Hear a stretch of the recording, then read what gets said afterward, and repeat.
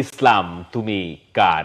বাংলাদেশের নাকি অস্ট্রেলিয়ার? খেলতে চেয়েছিলেন বাংলাদেশে, কিন্তু বাংলাদেশ বলেছে তুমি এখনো ফিট নও, কিন্তু অস্ট্রেলিয়া তাকে ঠিকই বেছে নিয়েছে। অস্ট্রেলিয়ার আন্ডার-20 টিমে ঢুকে গেছেন বাংলাদেশের আরহাম ইসলাম এবং চূড়ান্ত ওই স্কোয়াডটায় তিনি প্রবেশ করেছেন।